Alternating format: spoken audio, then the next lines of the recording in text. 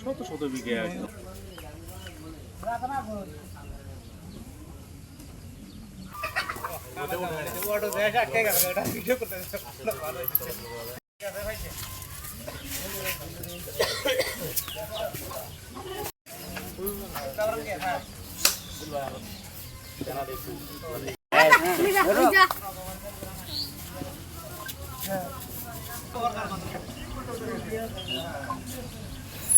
ভিতরে ঢোকেন ভাই, ভিতরে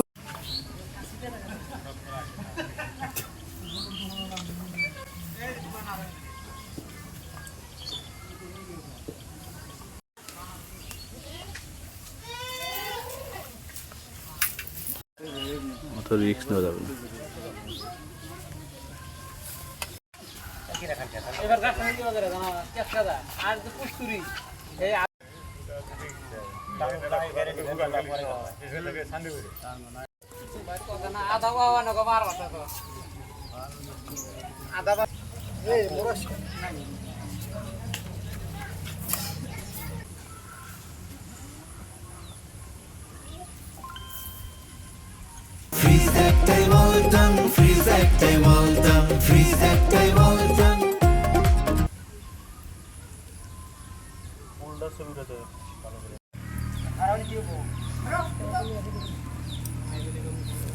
আমরা আবাদ বসত করতে পারতেছি না, এবং রাস্তায় আমাদের ব্রিজ আছে, ব্রিজের দুই পাশে বাড়িঘর করছে, এই কারণে আমরা আবাদ বসত করতে পারতেছি না।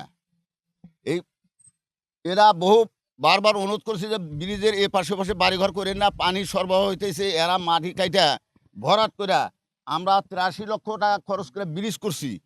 এই ব্রিজের সরকার করে দিছে, আর সেই ব্রিজের সামনে এবং পিছনে বাড়িঘর করে তারা বসবাস করতেছে। আমাদের বিরাট ক্ষতিগ্রস্ত হয়েছে, 2000 হেক্টর জমি জায়গা আবাদি জমিন ক্ষতিগ্রস্ত হইতেছে। আমরা যে জায়গায় দাঁড়িয়ে আছি এখানে একটা গভর্নমেন্ট 84 লক্ষ টাকা নির্মিত একটা ভাঙ্গা ব্যারেজের উপরে এই রাস্তায় তিস্তা বাজার থেকে একতা বাজার পর্যন্ত প্রায় 5টা ব্রিজ ছিল।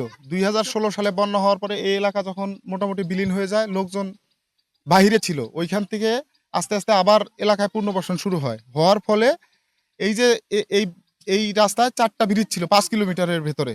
এই 5 কিলোমিটারের ভিতরে 4টা ব্রিজ ছিল। পরবর্তীতে যে যার মতো করে সুযোগ সুবিধা নিয়ে এই যে ব্রিজের মুখে বাড়ি করছে, করার ফলে প্রায় 4 থেকে 5 হাজার বিঘা জমি আবাদি জমি, যে জমিগুলোতে 3 থেকে 4 ফসলি আবাদ হইতো, এখন এক ফসলিও আবাদ হয় না।